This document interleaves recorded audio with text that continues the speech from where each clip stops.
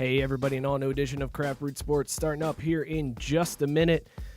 It's Halloween week, everybody, and we are celebrating accordingly. So this week we are doing our beers on the Halloween must-watch movie scale from Sharknado all the way up to The Shining. Scott, what are you drinking this week? It's The Shinning. What do you want to get sued? I am drinking President Camacho by the Standard Brewing Company. It's a IPA coming in at 3.91 caps on Untapped. It's pretty solid out of the gates. I'd give it a Jason 1. What are we talking about? What the hell is the name of the Jason's movies? I can't remember. Is that Friday the 13th? No, Friday the 13th, yeah. So the original one where it was his mom and not actually Jason. Oh, nice. Okay. All right. Good call. Drew, what do you got in your mug tonight?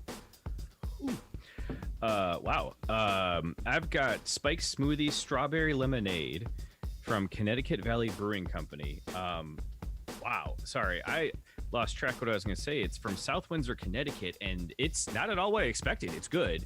It's fresh. It's crisp. It's really light so far, which is impressive because I think it's supposed to be a DIPA. But either way, very tasty out the gate. As far as Halloween movies go, I got to be honest, there's not a lot of movies that I think about when I think about Halloween. Usually I think of The Great Pumpkin, Charlie Brown, but that's a little childish here. I have to go with Zombievers. Zombievers. Yes, I don't know if you folks have ever seen that film, but it is absolutely fantastic. A Halloween classic. I think the name speaks for itself. Yeah. All right. Very strong. Fair enough. This week I am drinking Pumpkin Patch Ale from Eddyline Brewing out in Colorado. It's Halloween, so I got to go with the pumpkin beer, right? This one's a 5.5% ABV brew, 3.66 caps on Untapped. It says it's got pumpkin spices, honey. I'm gonna have to put this one as a hocus pocus to start with. It's the basic B of Halloween movies. It's the basic B of beer styles. Solid. I could drink this one over and over again, I think, but we will see how this one holds up. Let us know what you guys are drinking, what's in your cup tonight. Rate it on the Halloween movie watching scale from Sharknado all the way up to The Shining. All new edition of Craft Brewed Sports starting up right now.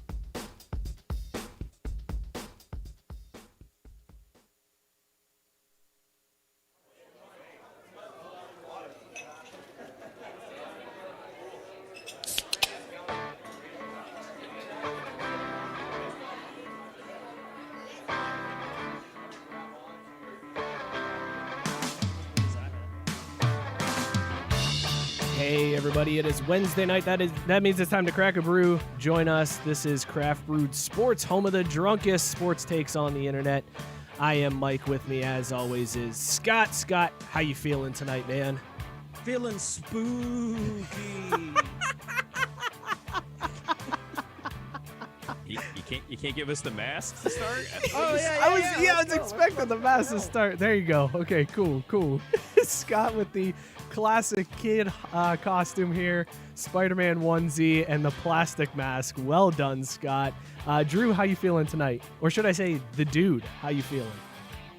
Dude abides. Dude abides. We're thinking of you, Jeff Bridges. Damn straight we are. We got an awesome show for you guys coming up tonight. Some really good stories in On Deck this week. Also, we're going to do a new segment, debuting a new segment, One Upper. That's coming up tonight. We're going to do some one-upping here. Also, we're going to tell you some spooky, scary stories. We got some scary stories to tell you about from the sports world this week. We'll give you our picks.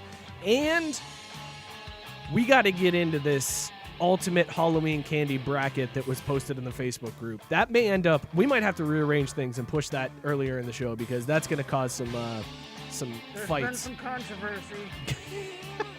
All right, that's enough with the mask now. Say it again. What were you saying before? I said there's been some controversy. Thank you, Scott. Yes, there has been some controversy. We will get into all that. Do us a favor, everybody. Hit share. Help us out. Let your friends see what's going on here tonight. Everybody's piling into the chat already. Shout out to Robert Taylor, Matt Barr, everybody already chiming in. So thank you guys. Let's give a quick shout out to some sponsors before we get into On Deck. This is On Deck brought to you by Beer Drop. Listen, everybody, if you want amazing, delicious, award-winning craft beers delivered straight to your door, starting at under $4 a serving, our friends at Beer Drop can hook you up. Just fill out your flavor profile, sign up for one of their monthly plans, and they will curate a box of fresh, award-winning craft beer that will be sent directly to your door. You can swap out beers, add more, and even skip a month. And if you don't like commitment, you can still go and order delicious beers to be delivered right to you. Just go to craftbrewsports.com/beerdrop for $5 flat shipping. That's craftbrewsports.com/beerdrop. I just realized I don't have the sound cues pulled up. Gosh, guys, what? Well, you know, it's all right, man. It's Halloween. Something's going on. Maybe you're being haunted by a spirit of producers past. Sell out. I sure am, Drew. Beer Drop, craftbrewsports.com/beerdrop. Hook them up. Who is leading off on deck this week, guys? Drew, you want to lead us off? Why don't I'll you jump in there? Was that too dark? No, you're good, man. You're good. Everything looks. You look fantastic, Drew. White. Drew, you are on deck. Why, thank you, sir. And yeah, threw some baby powder in the hair to try to look a little older, a little more dude-like, and this is what worked out. So, my story today, to start things off, is kind of familiar. I was talking about it with Mike just before the show, and was kind of asking, is this too much of a repeat of a previous story? Because there is a genius in Britain that found a way around liquor laws in his municipality. And he realized that by reading Article 5, subsection D of the 5th Statute of Limitations, that in Britain, you are allowed to serve alcohol without a liquor license in a moving vehicle transporting people from one place to another in what constitutes a journey. I know, some shit like that. But so what the dude did is created a hovercraft bar, where what he does is he drives or hovers, floats, I don't know. He gets himself to your house, picks you up, you hop in his hovercraft with him. He takes you once around the block and sells you all the booze you need or want while on the journey, just to drop you off right back home safe and sound 10 minutes later with all the booze you need. This sounds dangerous. A guy comes and picks you up on a floating vehicle, boozes you up, and then maybe drops you off at your house? No thanks. He's not drinking. Yeah, well, you are. That's the problem. Have you ever gotten? He's like, here, have some more booze. This is legal. No. Read this legalese. Drew, take it away. Well, so the biggest danger, honestly, and the guy's got a YouTube channel. He actually posted an episode on this. The biggest danger issue is really that the hovercraft isn't super stable, so like they slosh back and forth a little bit. So is this really... called Bang Bus? Like, it sounds a lot like the beginning of a Bang Bus episode. I mean, I'd watch that. I don't know where that would come from. We don't know where that is. But anyways, the thing has to be constantly moving. So I think he intentionally goes slow. And it said that Scott served hovercraft beer, gin and tonics, and a hover martini. Because that's right. He set this hovercraft up with a tap system. So he has one keg, a basic wet bar, and glassware in this hovercraft to serve people. So, I mean, hats off to this fella for being creative, giving people what they want and they need. I'm going to stick with my dude from Toledo with the fire truck. Yeah. I'm good on the floating booze cruise that might take me somewhere. Well, no, you know what? But I mean, it's not that bad. Like, it's got plenty of space. Think of the things down in the Everglades, down in Florida, like the big fan things. You know, like the episode of Archer, basically. Remember that one? Yeah, no, I mean, I get that's it. It's just what we're talking about. It's just that this guy shows up and plies you with booze. Also, and you drive around. It's What's weird that like it's an adventure. It's a journey, Scott. What it's happens? About the journey, not the destination. Is this man. like, are people just getting one drink off of this guy? Like he just takes you around the block and you just have time to drink one drink, or will he just keep driving as long as you want to drink? Well, he could do that. But Floating, really, I all he guess. has to do is actually pour the drinks or sell them. They're like he only has to do a certain portion of this while they're moving, and after He that, it's all hands you gravy. an unmarked water bottle and says, "Here, drink up. I'll bring you back to your house in a little bit." He just keeps lifting the bottle. Scott No, is no, just keep throwing going. shade. Keep going. Scott, what you need to realize is this fine gentleman is in Britain. Okay, he's not in Florida. Where This isn't date rape Florida, is man. legal? I don't know where you're going with on that one, No, Drew. he just got a little bit of class. He's not handing out unmarked plastic bottles, and Yeah. it's not styrofoam coolers here. Abduction there is it's pronounced differently. Yeah, it's probably some fancy word. They spell it with a U. Consent was implied. We were on a boat. All right, I'm gonna step up next here in the on deck circle. Guys, I know you were worried about this. It's been a crazy college football season already. Wisconsin likely done probably now that their game has been canceled and they're not going to be able to play against Nebraska. So who knows how the Big Ten is going to shape up the rest of the year. The Pac-12 hasn't started yet, but fear not, because the NCAA has stepped in and they have made a definitive announcement, and we now have the name for bowl season. The Football Association has come up with the name to call bowl season. It's something that's been missing from college football fans' lexicon forever, and we finally now have that. The announcement came out this week. Bowl season will forever and always now be known as bowl season. There you go, everybody. That's the announcement. That's what we do in college football. They named bowl season bowl season. I don't know why this was a story, why this was news, why anybody would care about this, but here we are. That's where we're at in college football, that they're just so bored at this point that they're just like, yeah, fuck it. Let's just name it bowl season, I guess. I think the most important thing I found out from that story, because I love that story, that they were just like, no, we're officially putting our stamp on it. It is now called bowl season. You fools have been calling it bowl season before now, but it's not until we say it's bowl season that it is. But the most important piece of news is that there's no qualifications for the bowl games this year. No, none. Army's already accepted a bid. Army is already in the Independence Bowl. I love that they're just like, here, COVID's a mother, just everybody, come on, we're having bowls for everybody. Whoever's standing, congratulations, you made a bowl game. You could be 0 and whatever and still play in a bowl game. We just need bodies to get that money.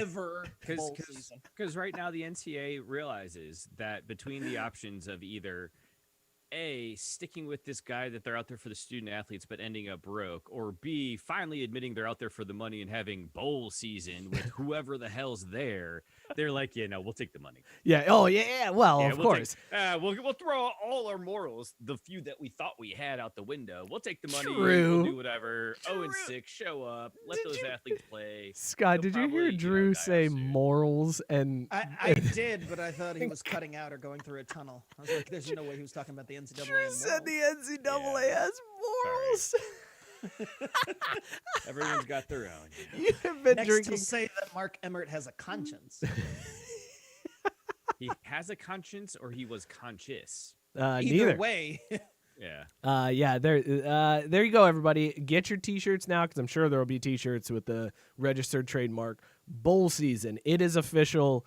Bowl season. Don't call it I'm bowl sure they season ever started again. Selling them the minute they announced Probably. Yeah. Just I'd buy it. guys, can we please just stop calling it bowl season and start calling it all bowl I season? know is that how many old shows are going to get taken down because we mentioned it as bowl season, and they're probably thumbing through all of them. That's a like, good point. This show probably already got shut down. Did you see all the flags we got this week? We got flagged by history for using their content for our conspiracy theory transition. Are you serious? Wow. Yeah.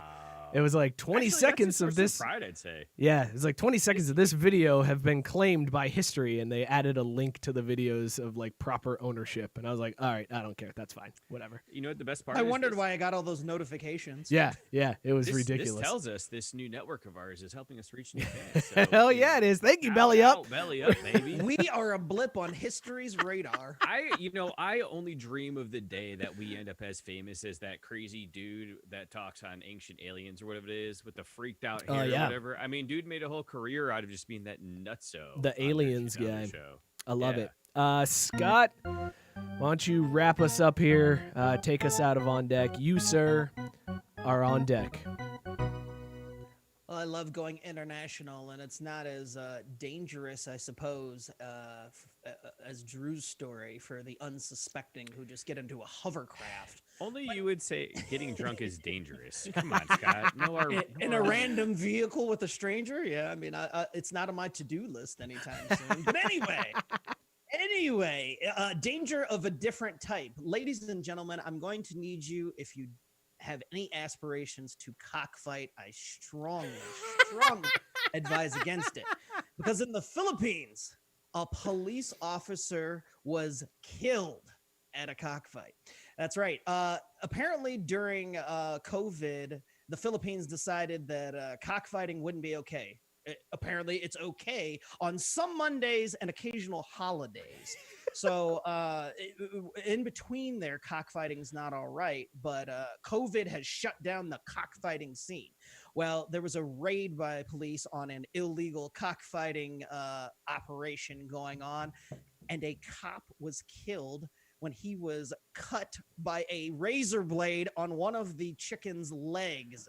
Yes. Whoa. Dude was collecting evidence, picked up one of the chickens, and a steel razor blade attached to the chicken's leg cut his femoral artery, and he bled the fuck out. You got killed by a chicken, bro. And the best part is, I don't remember what island we were on, but when I was in like middle school, I was on a cruise in the Caribbean, and we took one of those like little bus toury thingies around the island. And the tour guide pointed out that's where the local cockfighting ring is. You know, you can get in there. And he told us all about it like it was normal. Like, you go to your Popeye. There's the cockfighting ring, and then there's the Popeyes right next to it. But the best part is his police chief's quote. Dude said, quote, "It's a piece of bad luck that I cannot explain. I could not believe it when it was first reported to me. This is the first time in my 25 years as a policeman that I lost a man due to a fighting cock's spur." So in 25 years, he's seen it all. And now he can add one of his guys going down to a cock's spur. Matt Barr asking, did we not know what cockfighting was? No, I knew what cockfighting was. Well aware what cockfighting is. Yeah, of course we know what cockfighting is. But the fact that it was legal in the Philippines, I had no idea. Also, hang on, JB, with a fantastic reference saying, if I can't cockfight, why the hell did I do all those cock push-ups? Shout out for that Tenacious D reference. That was fantastic. I didn't realize they like strapped razors to them. I thought the chickens had like. Serious. Apparently that's a strategy. And they like sharpen down their beaks and stuff. Shouldn't there be? File them Shouldn't down? there? I mean, I knew they did that. I knew they filed down the beaks, but that's what I thought it was. I thought it was just the regular claws, like they sharpen the claws and then the beaks. I didn't realize they like that's they need to get through. It's like a restaurant. They need to turn tables, man. Dude, that's cheating. Like that's terrible that you would cheat in such a sport. Both of them have it. Oh, okay. Well, then could you imagine picking up a chicken and all of a sudden you're like, oh my God, my thigh is cut. And then you're dead. No, if this was me and this is what I was doing, to be like, no, fuck this. I'm out. This is stupid. Just let these idiots fight and gamble. I mean, whatever. We'll just arrest them when they get outside. Like, where are they going? Also, I like that if I'm a police officer, I'm picking a goddamn chicken. I like that it's only illegal because of COVID. Like, otherwise, they're fine with it. They're just like, whatever. Like they're like, guys, you can't have more than 10 people in your cockfighting ring. What are we doing? The problem is that the rings themselves are only like 12 feet in diameter. So, like, the issue is there really is no way to social distance in these places. Oh yeah, sorry, I got my days wrong. But cockfighting is allowed in the Philippines at licensed venues, mind you, on Sundays and on certain holidays. I love that they license cockfighting rings. Those have got to be some of the cleanest little warehouses in the industrial district. I just like that they're like Sunday, the day for cockfighting. We go to church in the morning. We praise our Lord and Savior. We fight cocks in the evening. That's what we do in the Philippines. That's how we roll. Is that how it is? It's you fight cocks? Yeah, you fight cocks. Or you take cocks? Let's give a shout out to Beer Drop, everybody. Yeah. Beer Drop. Poor Beer Drop always gets screwed on these transitions. They know what they signed up for. I don't think they Say, did. they heard our Just, show. just like all our wives, those poor suckers. craftbrewsports.com/beerdrop. Get $5 flat shipping. Craft beer delivered directly to your door. Hit them up. craftbrewsports.com/beerdrop. All right, boys, it is time to do some one-upping. There were comments earlier that said we are really good at this, and Drew is going to win this. So, Drew, you've already called the walk-off on this. I called the walk-off. So here's what we're going to do on this one. There was an event that happened last night. I don't know if you guys may have heard about it, the World Series. Am I saying that correctly? Is that correct? World Series? That happened last night. The Dodgers win their first World Series since 1988. Kevin Cash is catching all the heat today. He pulled Blake Snell last night in Game 6 after just 73 pitches.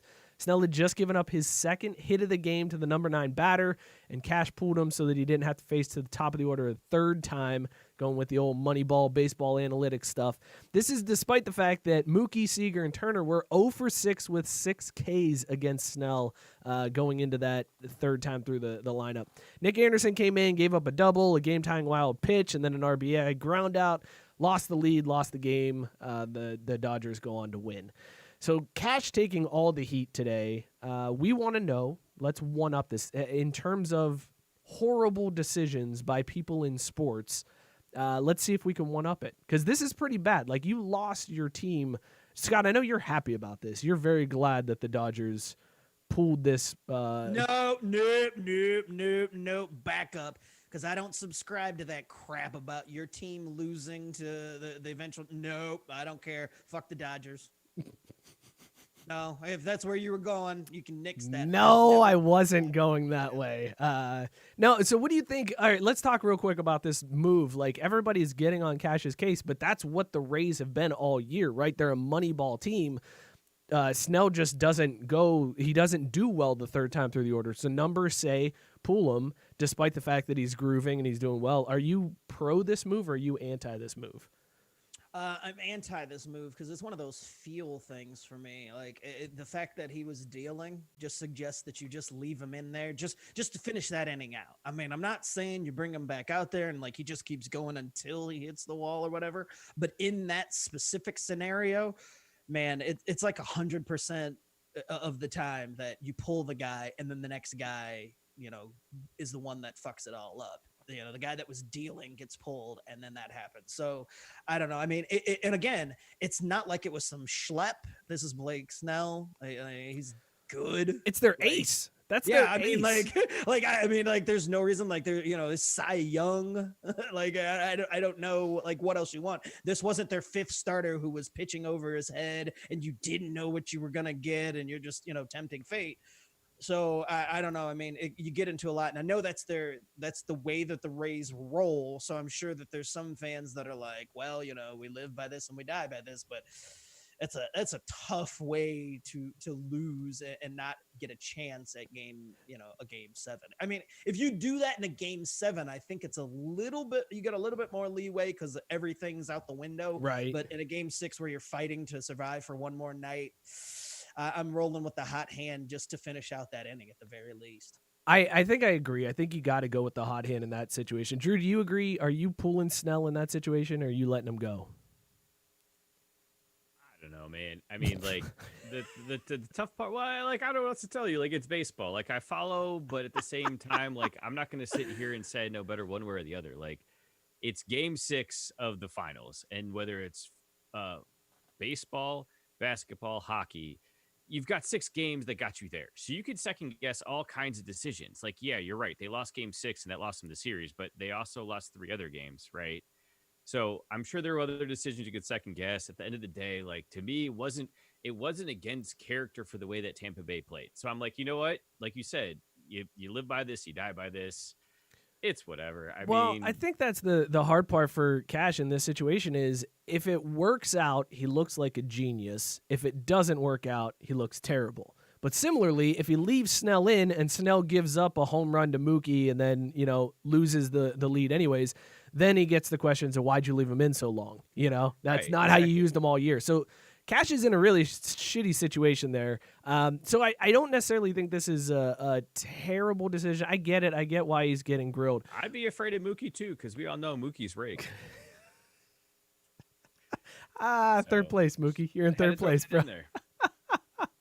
You're in third place. So let's. Yeah, well, whatever. We'll check the bank account. That's what matters. Oh, okay. We will do that. The bankroll. Yeah, Scott and I keep winning you money lately. So I'm gonna go first. I'm gonna one up. Right.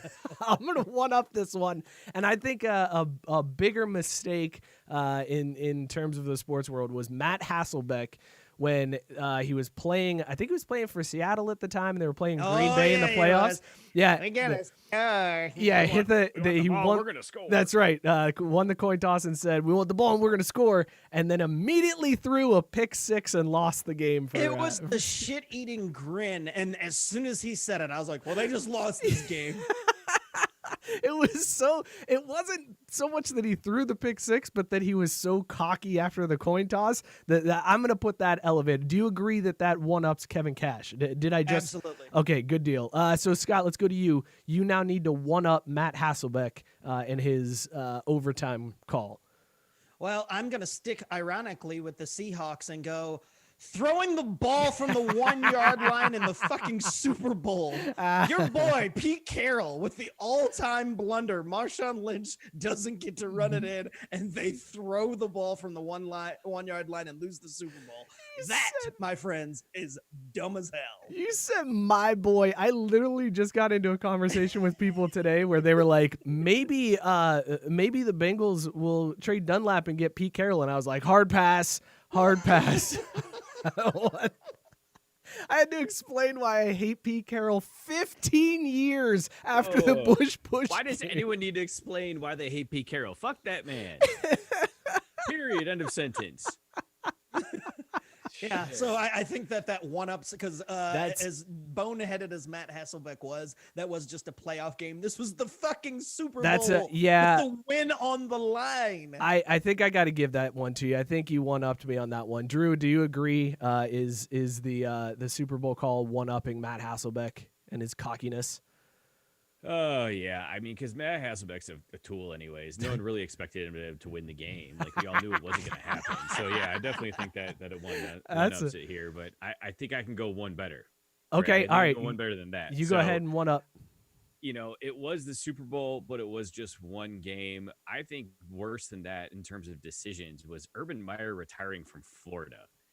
And it may not sound like it immediately, but let me lay this out here for a minute, right? So he retires from Florida. Hold on a second. Repeat that and put retiring in air quotes, please. See, that's where I'm going, right? So he retired from Florida for health and family reasons, whatever. Had a sweet setup. Like he wanted to watch his daughter play volleyball, yo. Wait, was that when his heart hurt? Oh, no, that was the other time he retired.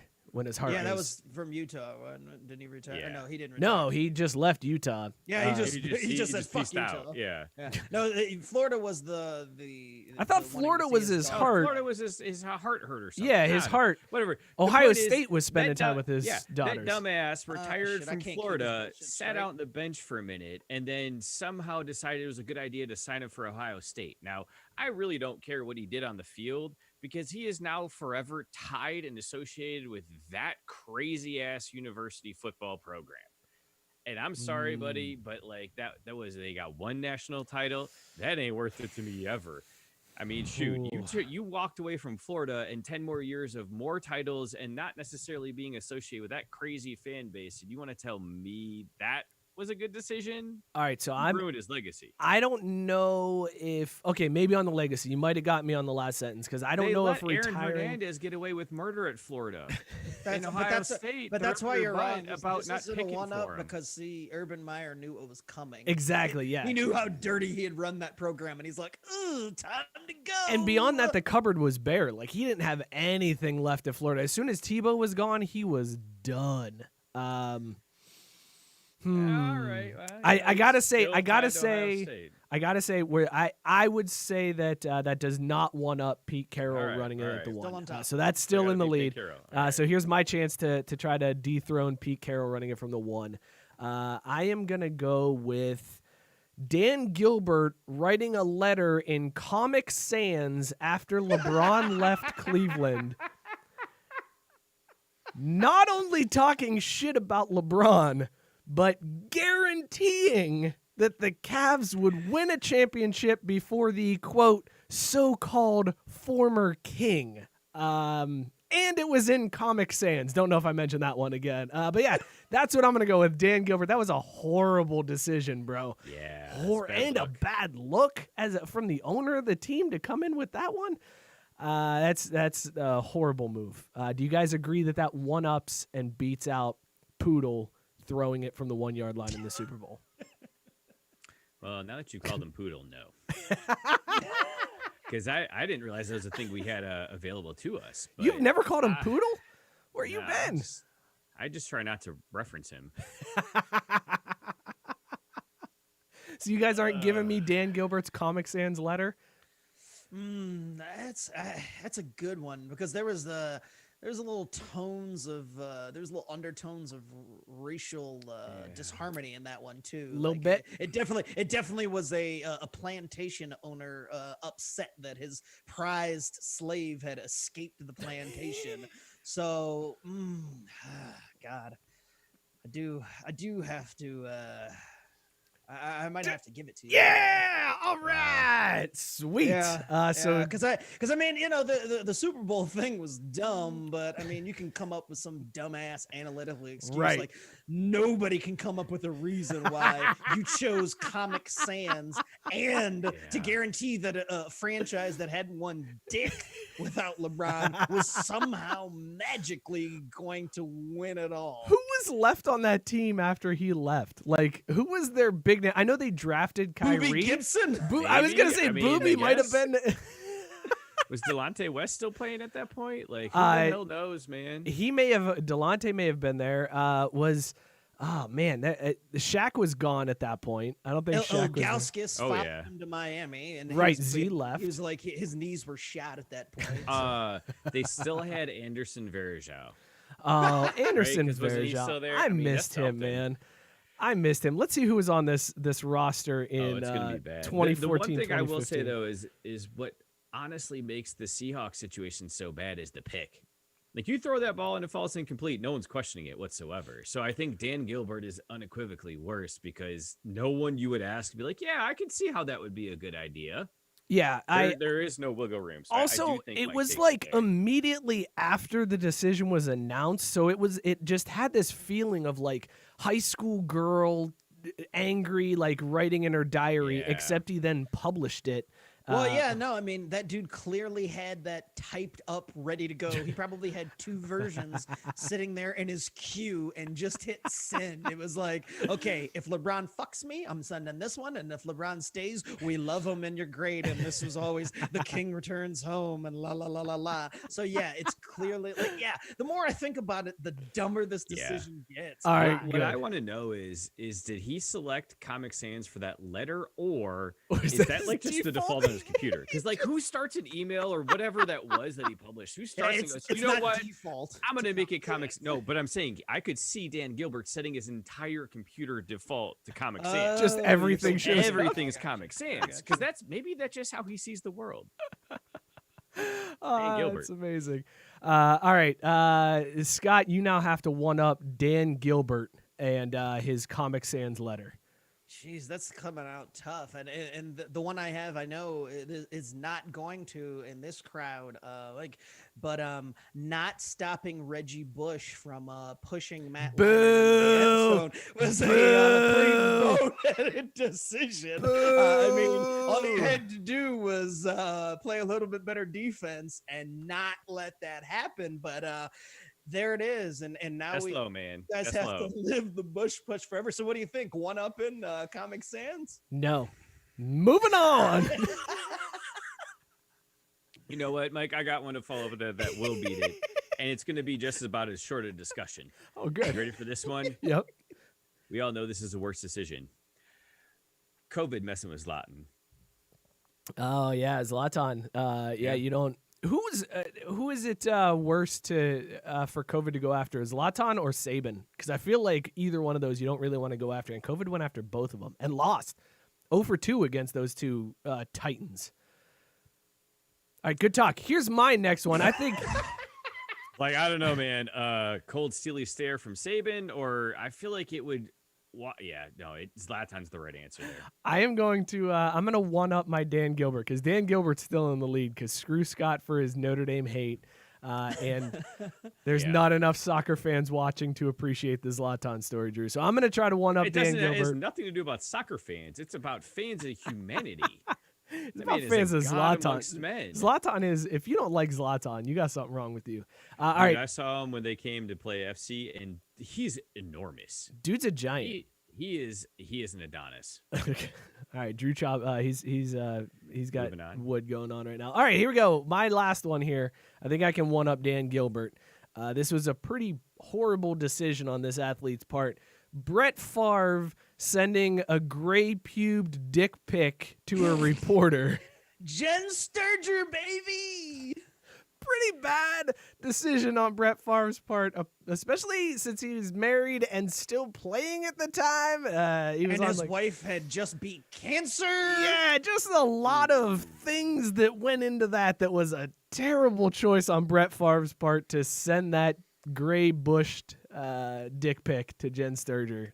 So do you think that topples Dan Gilbert's chided lover letter?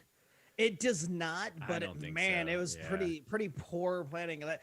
That's like my next one that's kind of in the same vein, and I think this vein. Dan Gilbert, you came strong with that one. Like that did not cross my mind when I was thinking of it. But in the same vein of the whole mistress thing, I was thinking of old Bobby Petrino riding his hog and wiping out with his mistress. I thought that was a pretty all-time, big-time blunder. That's a bad move. That cost him the job too. Although in the long run, it really didn't hurt him because he's back coaching again. Like they basically were like, Bobby, take a timeout. Heal up your face because it's all scratched up. Put the neck bracelet to the side.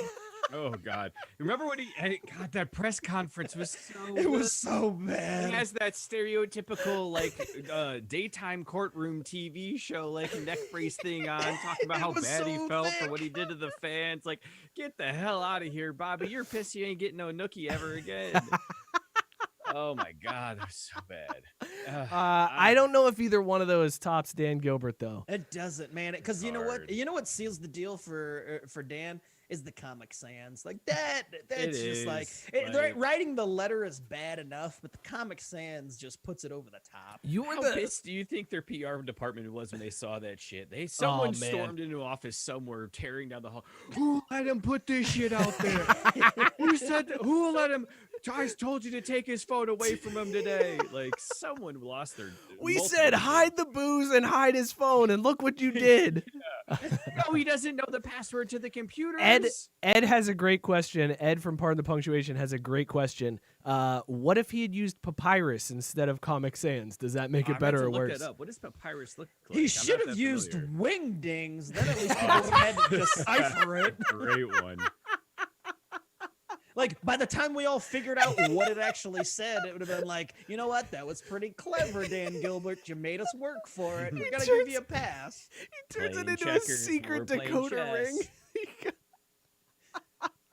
Oh, that's amazing. Ed saying Brady Quinn ending his career by getting knocked out with a weight in the weight room. I forgot about that story. Do you remember that story? That story ever. I forgot about that too. Yeah, supposedly. His career was garbage anyway, so it's like I forgot that he was not playing. I can't even deny it. But yeah, he was Romeo Cornell wouldn't confirm or deny it, but apparently he got into a fight in the weight room and defensive lineman Sean Smith punched him in the face. He's like, fuck your red jersey. I'm going to punch you in the face right here in the weight room. You got to be a huge douchebag to have one of your teammates as the quarterback. As the quarterback. Quarterback is untouchable. Gunning for you. That is, you are untouchable. Man. And Biscuit saying dumb sports decision, the Browns drafting any QB in the first round since 1999. Yeah. I was going to say, Scott, you got another one here? No, I mean, The ones that I had were like sports related because I was just gonna bitch and moan about my team. I was like, not letting Frank Gore run the ball in against the Ravens. That still pisses me off. But they're not going to beat Comic Sans. All right, Drew. Let's see if you can one up Dan. Let's see if you can one up Dan Gilbert writing a letter after LeBron James left, guaranteeing that the Cavs would win a title before LeBron, written in Comic Sans. What do you got? This is for the win. I got it right here. And this is for the win. I was going to say, and Biscuit kind of leaned into it well. He had a good segue, so appreciate you following the show notes, Biscuit, because that helps a lot. But honestly, it's a scenario we all know, right? Team has a number 1 pick, and they need a lot of help. And the Browns, they fall prey to it all the time. You and son of a bitch. Don't even. You son of a bitch. You son of a bitch. Don't do it. Don't do it. And that could change the entire franchise. And yet, instead of that, when you have no talent at the outsides, you have a weak offensive line, your defense is porous, and you play in one of the best divisions in football, instead of do something to improve your franchise and set them up for the next 10 years, you draft a quarterback that's just going to get trashed, ruined, and basically spoiled.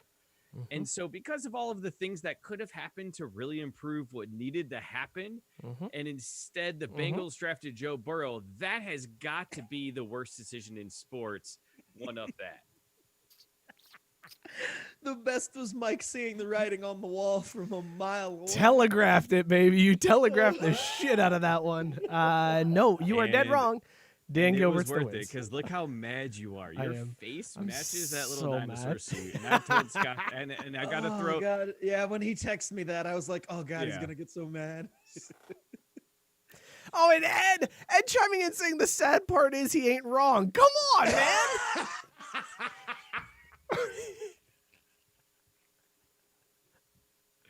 Giving Mike the business tonight. Also, Drew, your sister coming in strong with the one-up story. Tristan Thomas getting caught at the club the day his baby was born. Ooh. That's a bad decision. The only question is she mean Tristan Thompson? Is that? Yeah, I think so. Okay, I just wanted to make sure. Yeah. I was like, because I'm like, I don't know who Tristan Thomas is.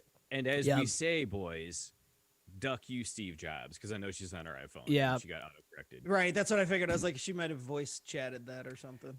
Told you, Tyson. And y'all doubted me, but yes, I had the walk off. I mean, you get the walk off for the entertainment value, but it's not Dan Gilbert still wins. I win the segment, but you get the joke. I really don't care because you're going to be pissed about this like 3 days later. I'm going to be so pissed for the longest time. And you know what the best part is? You can thank Jenna because she actually spit this out right away when I told her about the segment. Yeah, when he said that, it was even better. I was like, Jenna the goat. All right, well, thanks, guys. Yeah. Appreciate that. This has been One Up. This was a fun one. I like this segment. We're definitely great. We got to bring this back. Definitely going to bring back One Up. Let's give a shout out to our friends at Boss Man Brands. Listen, everybody, whether you're rocking that quarantine beard, whether you got a tight 5 o'clock shadow, or you got that baby face like Drew, our friends at Boss Man Brand can help you out.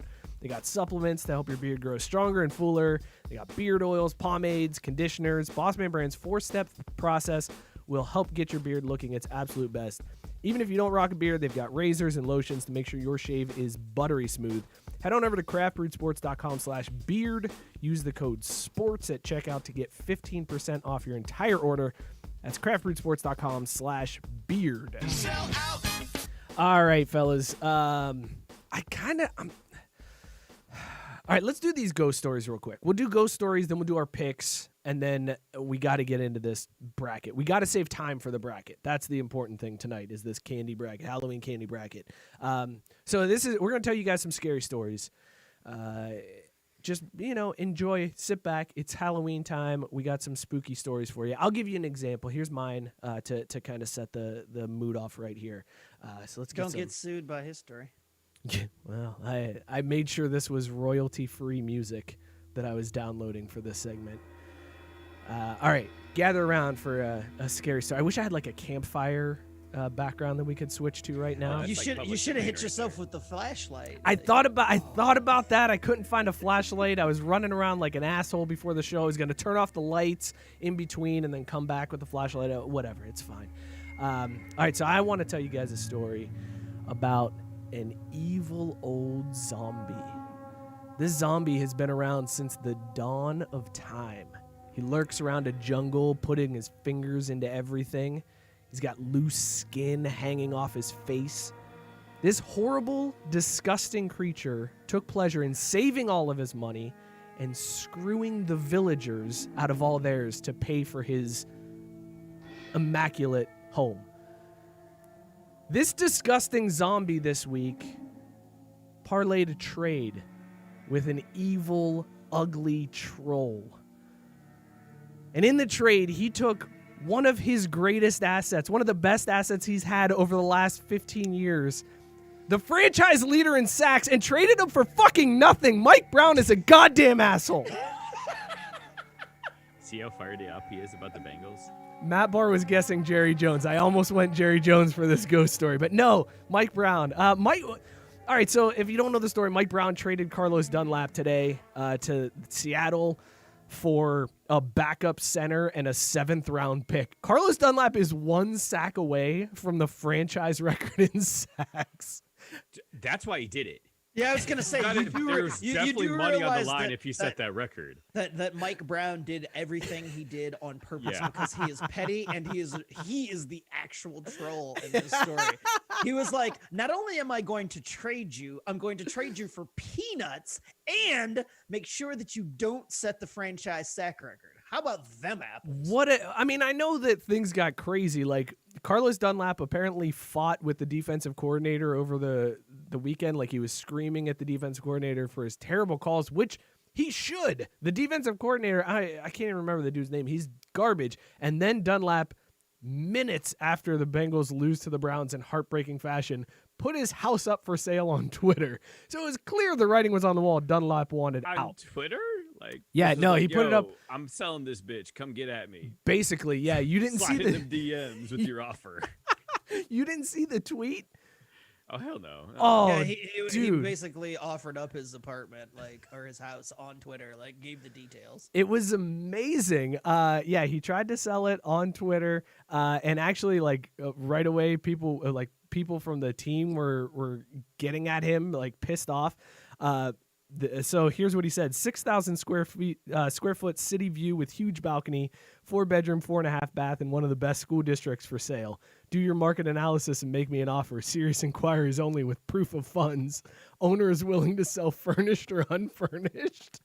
Wow. Yeah, Matt Barr just threw that in the yeah. chat. That is the line right there that sticks out. Like, dude is done. He is out. So I get trading him at that point because, you could decline the option. But now they just have this dead cap space. And Zach Taylor... But don't they actually need just bodies on the offensive line? Because otherwise your boy Joe is going to have, full back. Well, that's blocking. the thing. This dude's going to go from a backup center in Seattle to starting every game because the Bengals offensive line is dog shit, but they ran out this weekend, didn't they? To be fair to Dunlap, they did. That's one of the all-time greatest trade me's of all time. It really is. Find me a better way that an athlete has said, "I'm fucking done with this franchise," than just putting your house up. For sale. And the best part is you hear about them putting their house on the market and shit, but you go through the listing agents and stuff. No, dude, were there photos of the apartment? No, it was just a single tweet. I think he just went home and tweeted it immediately, gave it no thought, which just I'm done with this franchise. Here's my house. It wasn't an official listing. I don't even think he went home. I think that was from the locker room. He dried off in the shower and then tweeted it. He might not have even gotten in the shower yet. Drew, why don't you hit us up with the scary story? Yeah. No. There is a spirit that haunts up north. Ann Arbor, Michigan is a very scary place late in the fall, in the dark of night. Was there background music? I was waiting for music to kick in. Yeah, it's playing. Oh, okay. All right, I hear it now. Okay, gotcha. And it's on fall evenings like this that you may feel the spirit floating around. I particularly know of it, and it's been there for years. And it's something that eats at you, gnaws at you. And it all began on one fall evening when there was a football game that took place. And at the last minute, on the very final play, the forces of evil overcame those of good, the ones with gold on their heads, shining in the bright light, showing humanity the way to freedom, justice, and prosperity. and they had their victory just snatched from them by evil, terrible people that wanted nothing more than to see the world suffer in mediocrity and being third in your conference year over year, yet still not winning the game that mattered, despite the khakis that everyone would wear. I remember it well. I was a much younger man, but it still sticks to me vividly to this day. When that fateful play happened, when that turn of fate just stared me in the face and laughed as the saviors of mankind were defeated on a touchdown pass into the corner of the end zone. It was in that moment that I tried to turn around and take a stand for all that was right and good in the world, but thankfully my guardian angel was by my side and said, "No, Drew, not today. He's not worth it." And I did not realize it at that moment, but though she saved humanity, I was left to be tormented forever as I stared in the eyes of that evil man, wishing ill upon me for having my squad see them defeated in such a manner. And I told him, "Next time, you fucking Wolverine, next time." And as we walked out of Michigan Stadium that day, that man's soul died.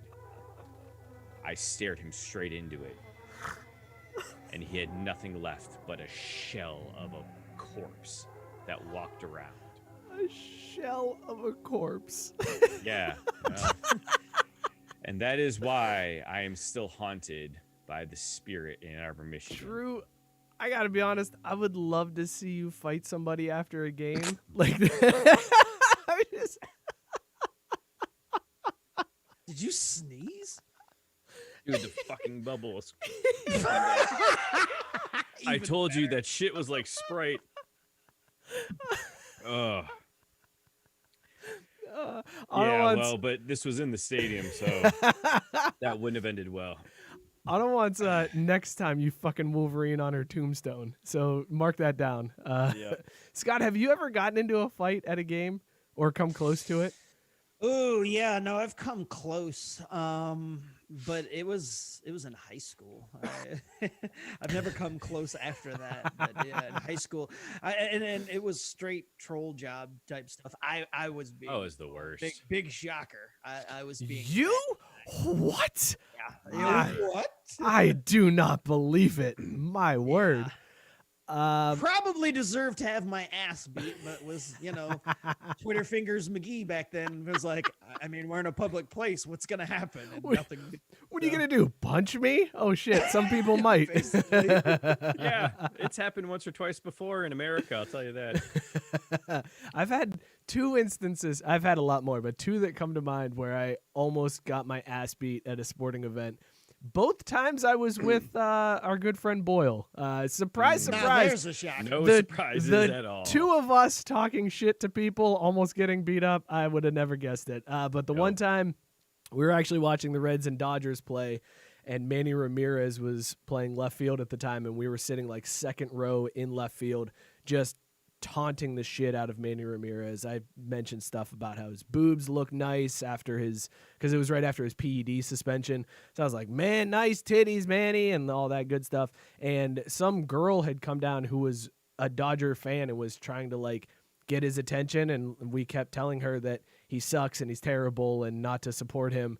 And some hillbilly from another town got very upset by that and wanted to fight us, yelling that we made a little girl cry, which I don't think we did. I don't think she actually cried.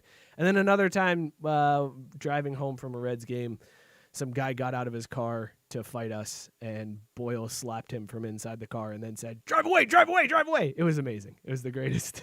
Now that I think about it, I forgot there was a time I almost got into a fight, and ironically enough, it was at a Reds game.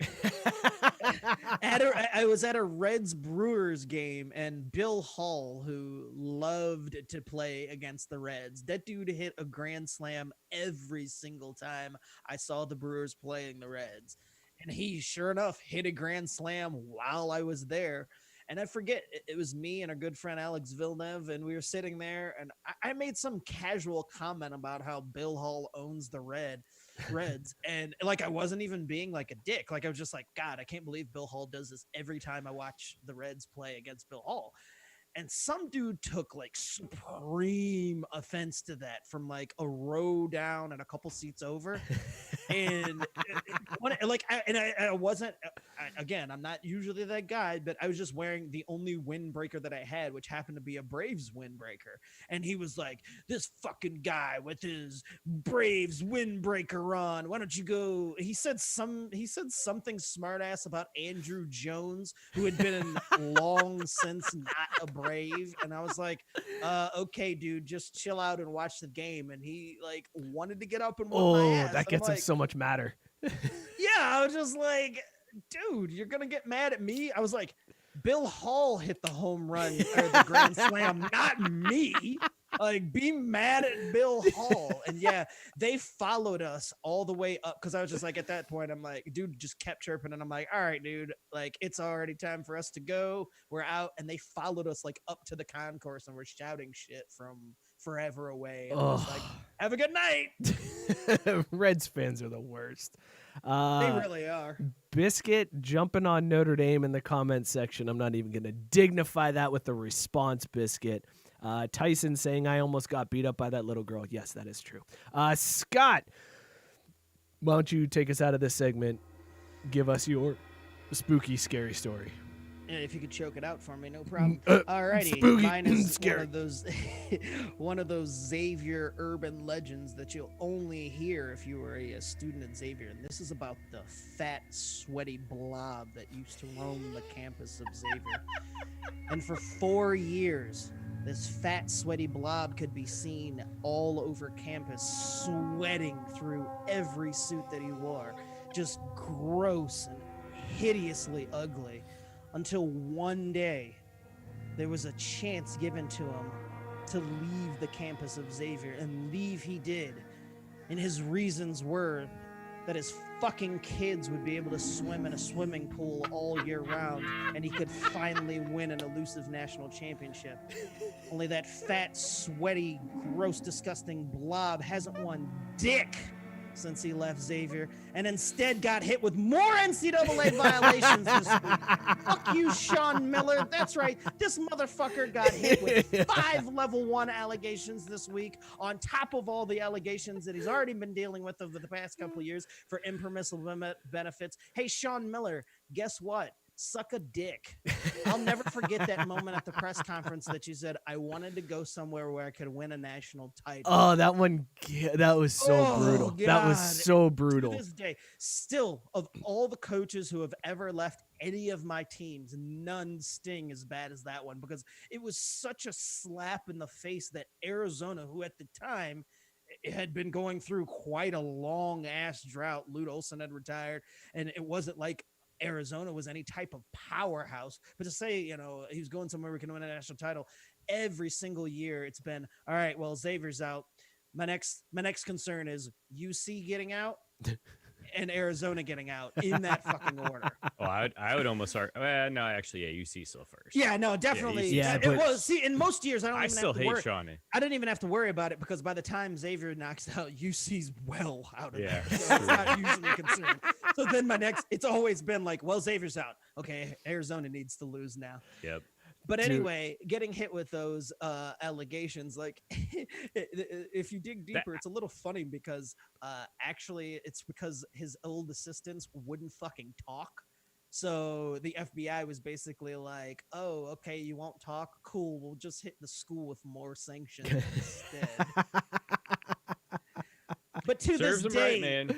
to this day, at night sometimes, if you're roaming the campus of Xavier, you can still hear that fat, sweaty blob coughing if you listen real closely. Dude, why does he sweat so much? Like, I don't Why know. does he sweat and cough so I mean, much? I'm It's gotta be sweating the pretty bad cocaine. in this. It's got to be the cocaine. It's gotta Also, be the cocaine. You don't have eyes like that if you don't do coke. Just saying. do you think Arizona, like, what do you think comes of this? That's 5 level 1 violations on top of everything they've been dealing with. Like, what happens to the basketball He's got to program? get a show cause, right? It's- Well, he I just has don't to. understand He how has he's to. still employed. Right, like Arizona's just like, nah, you're good, man. We knew what was They're going probably on. thinking at this point it's probably more expensive to fire him with COVID and all that. They're like, let's see if we have a season first, because if they don't have a season, then they'll just let him ride this shit off, right? Well, and be like, I you just can don't coach any games, understand- so we're not going to pay you. But I don't Gotta be understand what how it he is. survived prior to COVID. Yeah, because this most has been- times when a coach gets hit with all of those violations and sanctions, they're gone immediately. Well, but see, Instead, 'cause they're those like, let's see fire- how this plays out. Those were wiretaps, Scott. Those weren't legal. Those weren't admissible in court. That was the FBI. That wasn't the NCAA. The FBI doesn't know anything about investigating. It was all probably rigged. That's the crazy thing. Like, I thought as soon as he was caught on wiretap, they would have been like, he's done. You're But out, instead, right. they were like, let's have a press conference where he gets to say, no, I didn't do anything wrong. I know you heard me on tape saying I'm giving DeAndre $8,000 and $10,000, but that's not how it was. Just ignore the man behind the curtain. And It like was only $10,000 a month, $10,000 a month.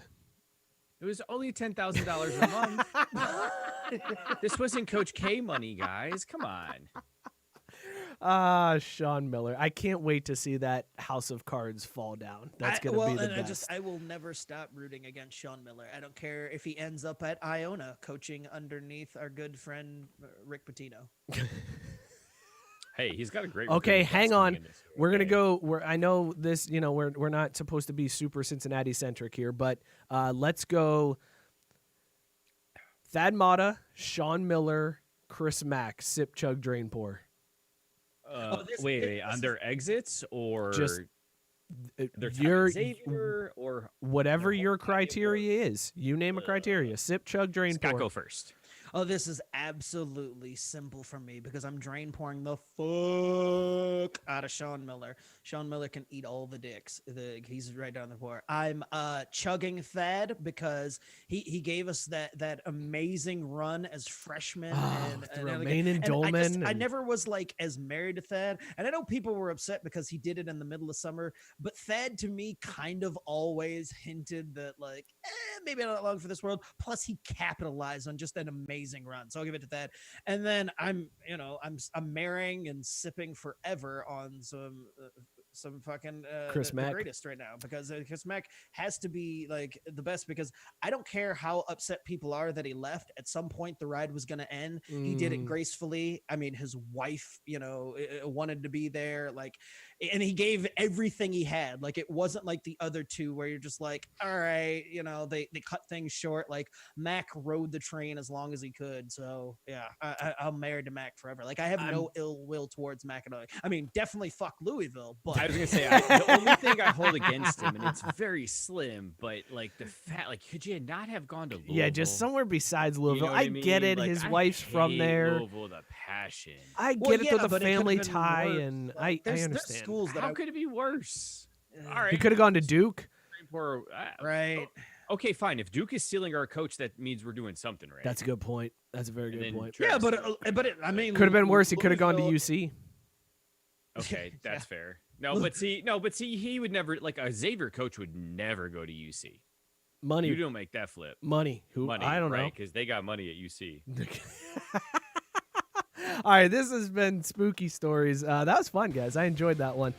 Oh, let's do some Although picks. I will give Tyson credit. He did take Bill Murray from me. I am upset with that.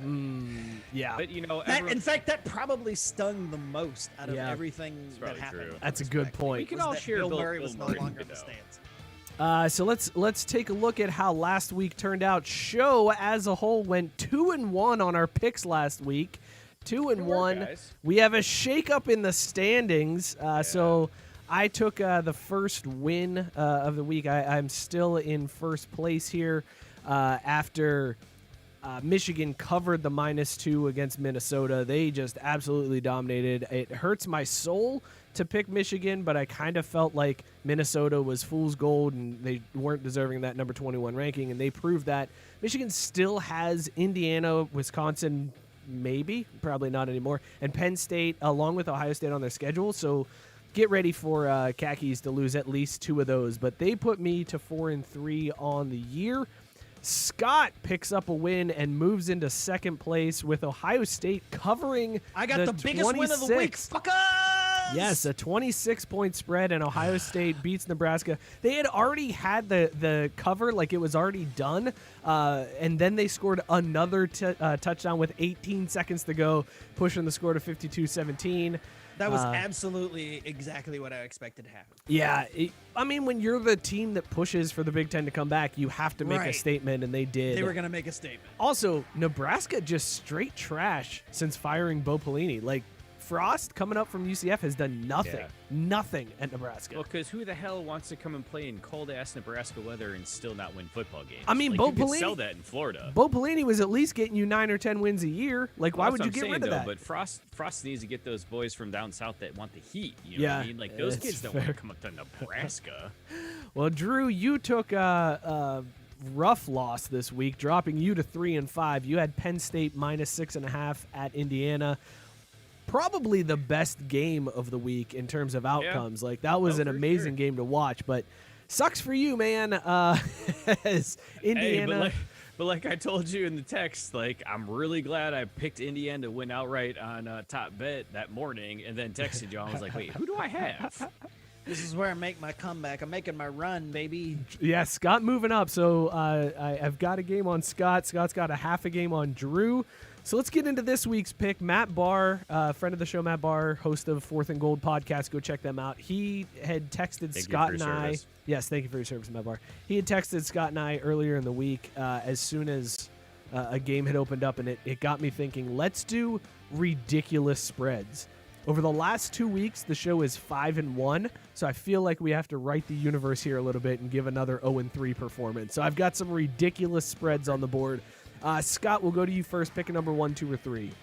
You fucked me with one last week, so I'm going one again. All right. I think you'll be okay with this one. Boston College at Clemson.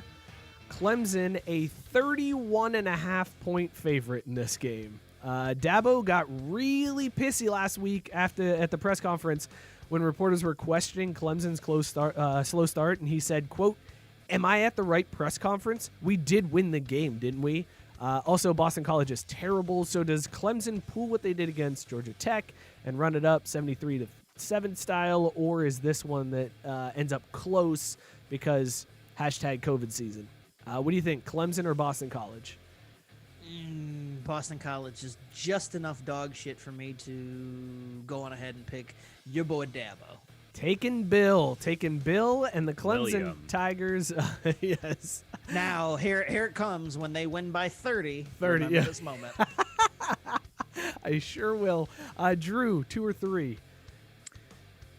It doesn't fucking matter.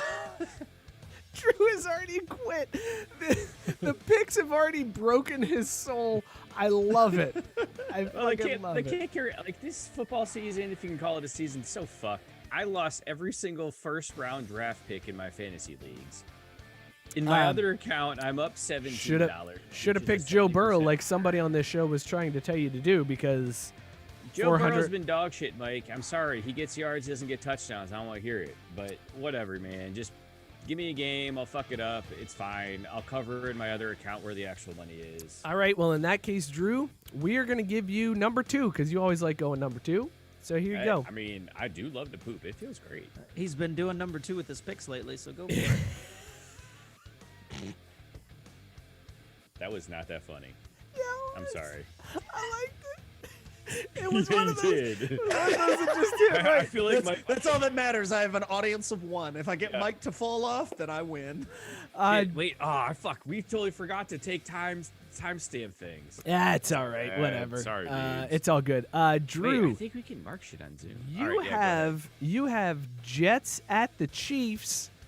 And this was the game that actually sparked this idea. Matt Barr sent the text as the line was revealed. The Chiefs opened up at -20.5. What the So fuck? that's your line. And this is the second time that you get the Chiefs. Third time. Oh, yeah, third. He That's lost right, I once forgot and you he got won 1-1. one. So now the question is, Drew, do you risk going against Patty Mahomes when he's giving 20.5 points? Ass. Robert Taylor, help. serious? 20 points in a Dude, that's an 20 and a NFL half. game. Yes, an NFL game. Even against the Jets, that sounds crazy. I know, That's it's absurd. insane. If the Jets kick a field goal, they need to score 3 touchdowns plus. Which it's the Chiefs. That's not that absurd. Scott, not. how quick can the Chiefs score 3 touchdowns plus? Hey, go fuck yourself. That was rude. That might have been the rudest thing you've ever asked me on this show. I was just curious. I didn't know if you had the What an stats handy. asshole. I didn't know if you had the stats handy. I'm sorry. You're a dick. Who you got, Drew? Make a choice. Chiefs minus 20.5 or Jets plus 20.5 in an NFL game. Oh, shit. I don't know, man. God damn it. Whatever. Fuck it. You know what? I'll take Patty Mahomes because here's the thing. If he doesn't cover 20, no one's going to blame me. I'm not. That's for damn sure. And hey, best bet. Look at this. I'm getting the Chiefs at 19.5. I know. The line has since moved. That's why I purposely put it in at what it opened up at. So you were taking the Chiefs The fuck out of here. minus 20.5. Matt Barr also very upset about that comment. I've got him Just flustered. for the record, my dog's trying to leave the room because he thinks I'm mad. When Jen and I fight or even talk about things and he doesn't like it, he leaves the room. And he's leaving the room because he's like, oh, Dad's mad. All right, so that leaves me with a rather tough game to pick. I'm not going to lie. Between the Chiefs and the Jets and this one, I didn't want either one of them. I would have been much more comfortable taking that Clemson game and those 31.5 points. But instead, I've got Mississippi State at Bama. Bama giving up 31 points in this one. Oh, Yeah. that's easy. Saban beat COVID, so he's got a good record this Wait, year. who are they going up against? Mississippi State. Mike Leach. God, That's man, why I'm nervous about this one. It's Mike Leach. Saban's. Everyone's been talking about how Alabama's done because what's his name, the wide receiver, busted. Is hurt, right? He broke his ankle or leg or Everyone's something. been He's talking done. about that. Saban's gonna run this one up, man. But it's Mike Leach, man. It's not one of his former coaches, man. I think that's a lot. Like It's- he can run it really- up and still not cover that. Do you really think that Saban's offense or defense is gonna give up 21? I don't know. It's Mike Leach, doesn't man. have Also, to. how are you gonna not pick Notre Dame giving up 20.5 against Georgia Tech, Mike? Because that was not within the scope of the. That was too low. It was too low. I went with the highest point spreads I could find. I took the NFL highest point spread and then the college football highest point spreads. I was really hoping you'd say because we don't bet on Notre Dame on this show because we just want good things for them. So here's Mississippi State's scores from this year, and I think this makes up my mind for me. They beat LSU. This is why it's in my head. They beat LSU to start the year 44-34, but LSU has turned out to be dog shit. Then they only put up 14 against Arkansas, and then they lost to Kentucky 24-2. And then only scored 14 against Texas A&M and lost that one. I think I got to take Bama in this one. I got to take Bama covering the 31-point spread. It's a lot. I don't feel great about it, but I gotta take that one. I have a feeling we're 0-3 right now. I think so too. Also, we for the third week in a row, we have picked all favorites. And for the record, I'd like to say that this time this motherfucker took Patty Mahomes and less the points, but yet when he was given the points in Patty Mahomes, he turned his nose up. Patty Mahomes plus Listen, 3. dude, that was early in the season. It was against the Ravens, who I thought were good. I've learned my lesson, okay? Learned my lesson. But it's one of those never forget moments. Oh, never. I'll never bet against him again. Never. Never, ever. Also, I got to be honest. I just saw this shit from Tyson. He goes, sip, chug, drain, pour. Spider Scott. Oh, they don't even talk about you, Mike. That sucks. Yes, he does No, he at the does. very end. Mike very is the end. bald eagle. Yeah, I'm the Oh, bald Mike eagle. is the bald eagle. Yeah, or the. Okay, fine. Spider Scott, Mike is the bald eagle, or Drew is Angela Lansbury from Murder She Wrote. That's a good ass burn, man. I am gotta respect sipping that. Scott as Spider-Man. I am chugging Drew as Angela Lansbury, and I am drain pouring me as a bald eagle. I am sipping, chugging, and drink pouring to me as Angela Lansbury because I'm putting respect on his name. Putting respect on whose name? Tyson's apparently. Tyson's for coming up with that comparison. All right, so here's the recap of our picks for this week. We have Scott taking Clemson minus 31.5 against Boston College, Drew taking the Chiefs minus 20.5 against the Jets, and me taking Bama minus 31 against Mississippi State. Dude, here's the kicker about this too. So I've got our stuff punched in on Bovada. We're only gonna win $5.46 if this stuff covers for our $6 bet. Like that's fucked up, man. Well, yeah, because we're not picking any underdogs. Fine, you're right, but we're giving a cumulative 82 points. Yeah, I feel like we should be getting a little bit more games. Like fuck that. Are you kidding me? Drew's got a point on this one. I think we should win a little bit more. I mean, right? Like, goddamn. That is a fair point. I guess I hadn't considered the fact that we were giving 80 plus points as a group. That's insane. Wait, is that as a teaser, or are you parlaying it? Like, what if you parlay all three of those? No, I'm gonna put the like I usually do, and I'm not too drunk to remember to press submit. I'm gonna put the money on each game individually, and then I'm gonna tease them out. But I'll tell you what the teaser numbers are here in a second. But Jesus, dude, man. don't even tease them. Screw it. Let's just parlay it. Like, oh no, I'm doing. Fuck it. You want to? Let's really? just parlay it. Yeah, I think we could go 3-0. I think we could go 3-0 this week. I feel good. That means we're going 0-3. We're not. We're losing. Yeah, there's 0-3 coming up for sure. And in fact, it's going to be by the stupidest of margins. Like, right, it's going to be very close. I feel like Clemson's going to win by 31. You're going to have a 28-point victory by Alabama, and then for whatever reason, they're just going to run the ball a lot. They're going to be like, we need to get Le'Veon Bell some touches. And so they're going to win by 17. They're the Jets. So like that's how we're going to lose. You know what? You might be right. We're giving up a collective 80 million points, and we're going to lose this bet by a collective, 6. Yeah. Yeah. Fucking 20 points in an NFL game. This is bullshit. It's a lot, man. 20.5. Don't forget. It's that half point. No, fuck you. I'm going at 19.5, but all right. Well, yeah, you can take 19.5. That's fair. Here you go. All right, so I'll tell you what the teaser is here. So the cross league teaser. So the teaser is instead of what the fuck? Why is this not doing this? Oh my god. So for the teaser, Bama is still giving 24. Clemson is still giving 24, and the Chiefs are giving 12.5. I mean, those lines are ridiculous. Yeah. Wait, hang on, guys. Hang on. Biscuit has entered the chat. He says, side bet. He's a Georgia Tech fan. He said, if Georgia Tech beats Notre Dame, I have to brush my teeth and then drink a glass of orange juice after. If Notre Dame wins, he'll do the same. Dude, I do that shit like every weekend because I forget that I just brushed my teeth. Come on. Come with something harder, Biscuit. Damn. How about this?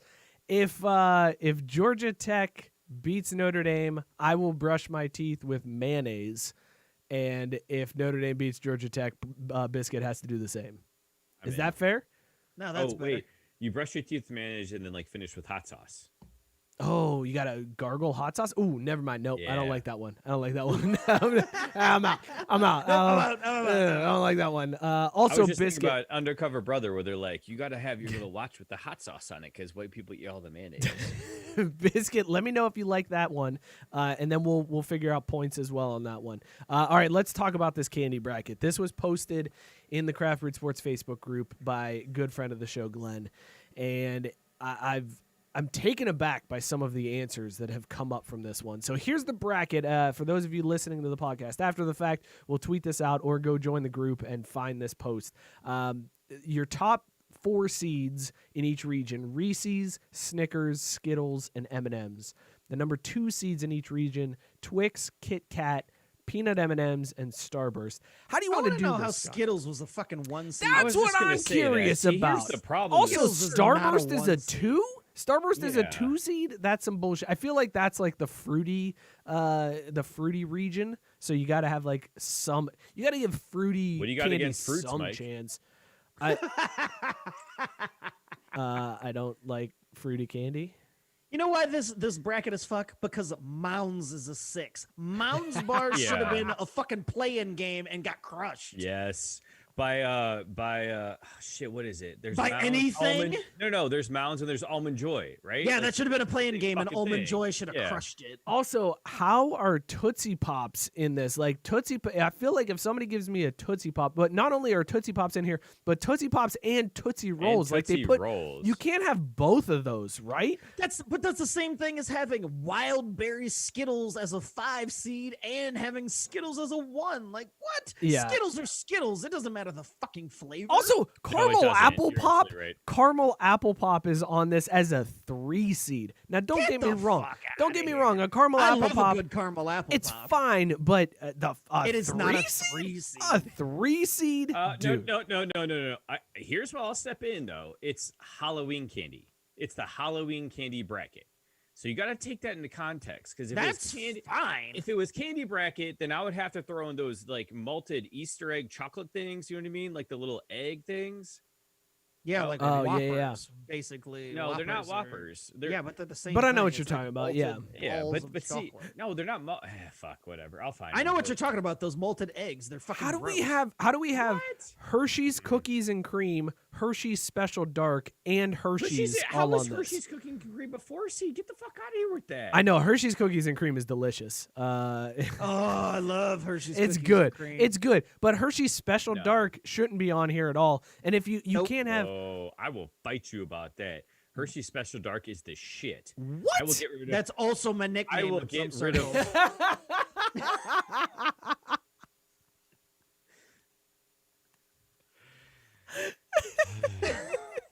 But to be fair, it has no business on this fucking list. No, it's the best Hershey's. Disagree. That's not Hard saying disagree. Also, I got to be honest. If somebody gives Look, me, that's just like your opinion, man. At least you got the quote right this week. he's been practicing all week long. I have, yeah, because I came up with this idea like Monday of this week. I was gonna say not last week. No, it wasn't last week. All right, so let's do it this way because we're running a little short on time. We still got to stick to sports. Let's give our top 4, or like our final 4. Each of us give our final 4 on this one. Are Scott, these you bullshit go. brackets. Yes, in this bullshit bracket, taken Respect as the is, bracket. we'll call it a coronavirus bracket. This is what happens. Everybody else got eliminated because they got COVID. This is what we were left with. Scott, what is your final 4?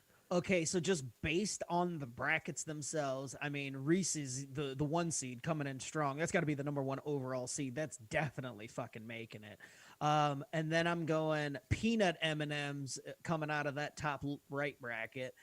I'm going with 100 grand coming out of the bottom right there. That 6 Whoa, seed you're making Cinderella. yeah, my Yes. Cinderella, the 100 grand is underrated at that 6 seed. And then I'm going to go ahead and stick with Snickers at the 1 seed. So I got 1 seed in Reese's, 1 seed in Snickers, a 2 seed in peanut M&Ms, and a 6 seed in 100 grand. All right, hold that. We'll move on to our final 4 results here in a second. Drew, what is your final 4 in this bracket? Well, this is a tough one, especially because I think Scott kind of hit on a couple of mine. So I'm gonna go ahead and say I'm gonna go with this is the one where we deviate. I'm gonna go with the Baby Ruth coming out of the upper left. if you What? will. Yeah. Over Reese's Pieces and Reese's Cups. Get the And fuck outta Twix? here. Bro, there's at And least Twix. 3 candy bars better than that shit. Go That on. bracket Go is on. No, go fucking on. Murderer's Yeah. Row. It is. And Yeah. Butterfinger? You got Baby Ruth beating see, here's the thing, Butterfinger in the... that's what it was. Bro. Baby Ruth Butterfinger, that was the match to win the entire bracket. Like whoever won that game was going to go all the way because those are my top 2 out of there. Spoiler Reese- alert. Yeah. Sorry. The Reese's, they got some nasty ones because I bought the Reese's pumpkins and they're not good. What? Yeah, they're Whoa, not good. whoa, hang on. I got to switch. I got to get rid of the bracket. I got to get full Mute him. video on this. What the Mute fuck are you talking about? Reese's Mute- pumpkins mute are this man. bad? Mute this. They're man. not good. They're not good. They're Dude, not as They're not as good as the Reese's Easter eggs. my They're not as good God. as regular Reese's. I'm sorry, dude. I was so excited for them. They showed up. Hang on. Here's the rankings. Here's the rankings. It's Reese's Easter egg, Reese's pumpkin, Reese's Christmas tree, Reese's with the Reese's Pieces inside of it, regular Reese's. Like, I would agree with all of those. This is the most I've agreed with Mike on anything ever. This is the first time we've Thank ever you, actually Scott. had Thank Reese's you. pumpkins, and they're not good. I I know. I was very upset about it. It's- I'm no, slowly you're- but surely trying to eat them, but damn it, You're dude. absolutely Something about that batch. ridiculous. What else do you have in your bullshit Final Four that shouldn't even be in here? I don't know. I gotta wait for the bracket to come through on the Facebook page so I can read It's in again. the doc. I put it in the doc for you. Oh, that'd be helpful. Yeah, I probably should go over there and look at that then, huh? Way to prep, bruh. Oh, dude, so much prep this week. You don't even know. All right, cool, whatever. It's back on the Facebook. That's easier. So with all that said, Snickers out of the bottom left. I think that's an easy call in my It's opinion. the top, the bottom left. Bottom you're left. I still hate to see Milk Duds go down like that. I do like some Milk Duds, but yeah, still Snickers out of the bottom left. I really Which, wish- it's a matchup between Snickers and Kit Kats in the final fucking four, or in the final, the semifinals of that round. Get the fuck out of Well, here. that's what I'm saying. Milk Duds are great at movie theater. Milk, outside of Milk that, Duds you do know. not make it out of the first round with Kit Kat. You get- and not their only that- They had a tough matchup. If they Not had a only different that- matchup, they could make it a couple yeah, rounds. they I get think. their asses beat by Kit Not only Kat. that, we're talking do. Halloween candy here. And when you get Milk Duds in your trick or treat bag, it's that little tiny box that's got like 2 Milk Duds in it. And it's like, you fucking asshole. Why'd you give me this Yeah, little but Mike, bullshit? That's the best part. That's all you need because you can chew on those things for like an hour and a half. Tyson wanted to know what was in my background. Mike, you want to tell him? Yeah, it's Pennywise. I've actually been doing a lot better with the clown thing lately. I've been okay. Oh, boo. I know. I think you guys have desensitized me. That's unfortunate. Yeah, it's your that's a your good thing fault. for you. So on the upper right, I would say I would in the show text when you guys were talking about nerds, I want to throw in the nerds rope. It would have made things interesting, but again, that's an easy bracket to me. Peanut M&Ms out of the top right, and then out of the bottom right, God, still, why are Mike and Ike's even in this fucking? Hold on a thing? second. Did you say nerds make your final four out of No, that? no, he no, said no, no, Nerds no. Rope would I have said made it Nerds Rope and- interesting. Yeah, Oh, okay. So Right. wait, who did you end up taking out of that one? Peanut M&Ms. He's got the Yeah, same as you. the right answer. Yeah, the right I answer. have Sour Patch Kids going down in the like making it all Sour the way. Patch Kids. against- Sour Patch Kids are my shit. I'm gonna be honest. I've been working on a 5-pound bag of that for like the last month, and it is the best thing ever. Sour Patch Kids are amazing. Yeah, but they make your teeth hurt sometimes. But anyways, Yeah, they do. $100,000 out of the bottom right too, though. Scott, we're both on that upset. Yeah. 'Cause, man, $100,000 is so fucking underrated. I Well, don't not only understand. that, the candy that it's going up against, all straight trash. The region with It got an candy easy corn, draw. It got a the- really easy yeah, draw. The region with candy corn, it was like, oh, cool. Well, whatever comes out of this is probably going to Does be. that a lower mean seed. okay? If candy corn is the 8 seed, and granted, Smarties are trash, but with candy corn Smarties as the suck. 8 seed, Have does you that guys make ever snorted Smarties? no? No, I'm not a degenerate. Does that mean Skittles is the number 1 overall because it's going up against candy corn in this? Like, I feel like Yeah, that it makes is. No, it is Gotta the number be. one overall. It's gotta be. Oh, you mean it's the lowest? because Oh, it's yeah, the that's a good worst call. 8 It's seed. gotta be. It's gotta be the lowest 8 seed. Well, I always thought that the number 1 overall seed was in the upper left. It, like, it Right, went but left to that's right. like, I mean, would you well- put Smarties below candy corn? I feel like Smarties, as trash and as chalky as they Yeah, are, they are better. No, than- no, they're no. So they're terrible, but no, they're better than candy corn. Scott, Yeah, the thing that's is, true. the positioning upper left isn't always whatever. They keep the regions. So, like, the upper left will I always be gotcha. west. So, the number 1 overall seed could move based on regionality because the regions are the static part. All right, Gotcha. here's my final 4. I'm going Reese's because it's clearly superior. In a big upset, I'm taking Kit Kat over Snickers, getting out of that lower That's not region. no. That's not a big upset. I told you that would be my. I that know, would but be- it's a big upset based on the fact that you guys are big on Snickers here on this one. I am also taking peanut M&Ms out of that region because it is definitely superior to M&Ms. And then in that bottom bracket there, just because of who we are and where I didn't graduate college from, I'm taking Three Musketeers. I know it's not the best in terms No, of here's the overall, thing about but Three Three Musketeers, Musketeers aren't bad. when I was a kid, it was actually I do one like of my them. favorite candy bars. And then as I grew older, I was like, this is just the shit they added to Milky Ways, and Milky Ways suck. Wow. Like See, I was like, wait a minute, is nougat a food group? No, I'm out. Is nougat a food group? All right. So we've got our final four. I've got Reese's, Kit Kat, Peanut M&Ms, Three Musketeers. Out of that, I'm going to take Reese's over Kit Kat, and then I'm going to take Peanut M&Ms over Three Musketeers, and Reese's over Peanut M&Ms for the W. Scott, how's your final four play out? Same thing. I'm taking Reese's over Snickers in a tight, highly contested matchup. I am taking Peanut M&Ms over the 100 grand. Wow. The Cinderella run ends at the Cinderella final four, and then and actually then it ends up being a snooze fest in the finals because Reese's fucking smokes Peanut M&Ms wow. in the finals. Wow. Drew, how's think your final four play out? I think it's fair to say that you both really like nuts then based on the flavors you carried forward. I love there. nuts. So nice to throw that out there, You but give me all the nuts in Just- my mouth, especially in peanut butter form. Salty nuts True right story. in my mouth. like chefs. Yep. I went Snickers over Baby Ruth in my final four matchup there on the left hand. At least you got that right. I did. I got that one right. I then went 100 grand over the peanut M&Ms, man. It's that caramel with the Rice Krispie or the Rice Krispie things in there.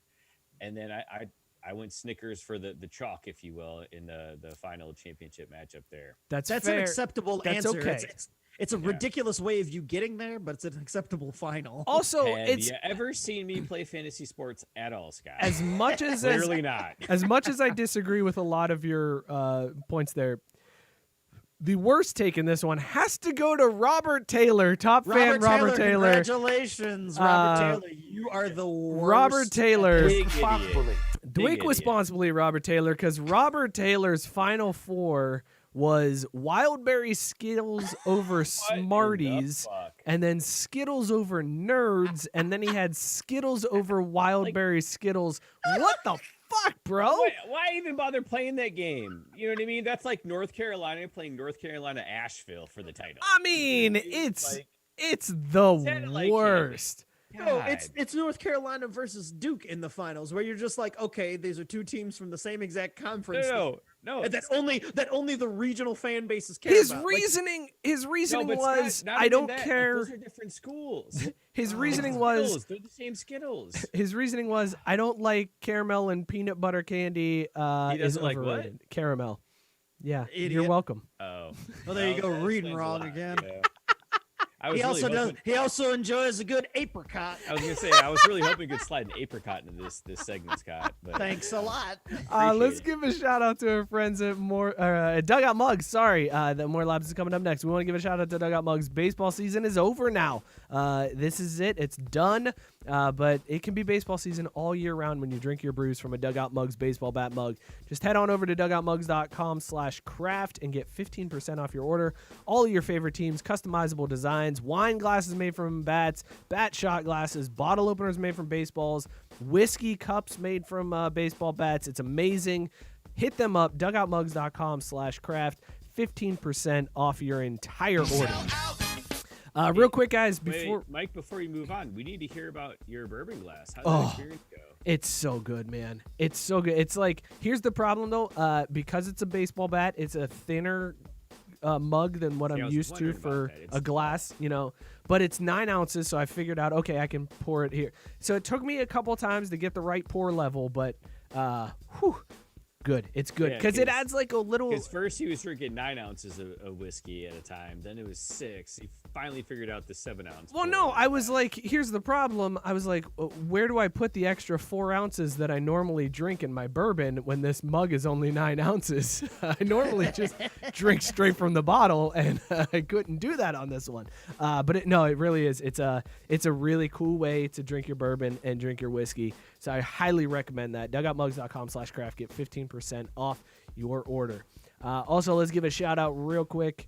Well, let's stick to sports real fast. We'll stick to sports boy. real fast. Dodgers win the World Series. Clayton Kershaw gets the monkey off his back. Big story out of that one, though, is that COVID ran rampant on the field after the game. Weird, Literally. right? Literally. Why did he tested positive in the 8th inning? What the hell happened there? No, he actually tested positive on Monday, but the results didn't get to the Dodgers until the 8th inning. Like, I read the story and it was like Major League Baseball offices called the Dodgers during the game and were like, hey, get him the fuck off the field. The positive test finally came back. Because on Sunday he tested inconclusive. Monday he tested, he took the other test and the results came back and they called him, and it was not until the 8th inning. I'm so mad. I'm so mad that the Rays did not win, because if they did, we would have gotten to see this entire baseball season, this 60-game weird thing, fall apart right before Game 7 of the World Series, because they would have had to magical. Right, they would have had to delay it because everybody was positive for COVID at that point, because this dude has played 3 games with COVID and nobody knew, and it was just like, well, we found out in the 8th inning of Game 6, so now we're going to delay Game 7 for another 2 weeks while everybody quarantines and tries to kick this COVID, and we would have just had to... That would have been the most baseball thing. It would have been the perfect way to kill baseball as a sport, and I'm very upset that it didn't happen. Not gonna lie. Let's give a shout out to our friends at More Labs. Next. This is Last Call, brought to you by... That was 6 to sports, that one fucking topic? Yeah, what else is going on? Yeah, that's what I thought. Give a Okay, shout out keep to More reading the Labs. read. That's what I thought. Drink, Shit, I don't know, stuff. drink 1 bottle of morning recovery while you're partying. Bounce back quickly the next morning. Guaranteed. Just go to morelabs.com. Use the code SPORTS at checkout for 20% off your non-subscription purchase. All right, this week. Should I tell them the amazing thing I learned about morning recovery this week, or save it for next week because we're over time? Save it for next week. Yeah, we'll save it for next week. Scott, what were you drinking this week? And we were rating our beers as a reminder on the Halloween movie scale. We were going from Sharknado up to The Shining. So, Scott, what were you drinking and how did it finish? I was drinking President Camacho by Standard Brewing Company, an IPA at 7.6. I rated originally as the original Friday the 13th, the one with Jason's mom, not Jason, as we became accustomed to. And it ended up as just a Scream 1. Fine, Ooh. memorable, but not great. Okay. All right, fair enough. Drew, what were you drinking this week? I was drinking Spiked Smoothie from the Connecticut Valley Brewing Company. Absolutely amazing. Oh, it's also gluten-free. How about that? Oh, that shit's delicious. That's one of the ones that I had from Jungle Gems a couple weeks ago. This thing? Yeah. Yeah, this shit's amazing. That is really good. There's 3 different kinds, and I got all 3 of them. They're all good. I need the others then, because this thing was absolutely amazing, absolutely delicious. The only downer was that it was like a 5.3 or some shit like that. Yeah, it was a little light. It was good. It was like a sparkling soda though. I told you guys that when we started. It tasted like a Sprite. It had the bubbles like a Sprite. I spewed all over the desk when it bubbled up my fucking nose like a Sprite. So I'm like sitting here like, that's why I disappeared. I'm glad y'all didn't call me out and you carried it for me, because I like had to wipe this shit down because I'm still sticking to it. My dog ate the carpet because it had fucking beer all over it. Whatever. Fantastic brew. I'm going to still give it a Zombeaver, because as amazing as that movie is, as entertaining as it is, sometimes you get mad at it because it's like, God damn it. Again, man. I'm just mad I spewed all over because it was all bubbly. Fuck. I was drinking Pumpkin Patch Ale from Eddyline Brewery. This is a pumpkin beer. It had pumpkin spice and honey. I originally rated this one a Hocus Pocus because it was basic B.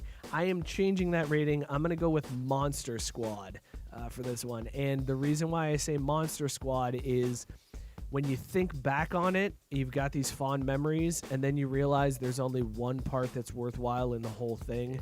And that's when he says, Wolfman ain't got nards. He's like, just do it. And then he kicks the Wolfman in the nards. He's like, Wolfman's got nards. And that's really the only thing that you really care about in the entire movie. This one just it wasn't a great pumpkin. The honey was a little too overwhelming on this one. The spices weren't there. Nothing's beating Pumpkin and Warlock. The honey was overwhelming? Yeah, there was too much honey flavor. It was way too much honey flavor. And it's just not, I don't know, it's not Pumpkin and it's not Warlock. I have yet to making Hocus Pocus, by the way. No, they're doing a Hocus Pocus 2. Same difference. No, not a remake. Sequel. Same difference. Not a remake. Sequel. Big difference, my friend. Big Enough difference. power to This it. has been Last Call, brought to you by More Labs again. MoreLabs.com. Use the code SPORTS. Get 20% off your order. Fellas, this has been a hell of a fun show. This was great. I really We enjoyed need to this do one. more theme shows and more brackets. More. Brackets. All the brackets. Let us know. Chime in. Hit us up on Facebook, Twitter, whatever. Let us know what you thought of the segments tonight. The one up. More importantly, let us know what you think of fucking Robert Taylor's garbage-ass bracket. Because that's really the most important thing. Find Robert Taylor, friend him on Facebook, and just to tell him, man, your Halloween candy bracket is garbage. You have dude." terrible Halloween candy takes. And that the only way for him to make it up is for him to tell Patty Mahomes to score 89 To million. cover. That's the only way. Thank you guys so much for tuning in. We hope you have a happy and safe Halloween. Also, go vote. Get your vote done.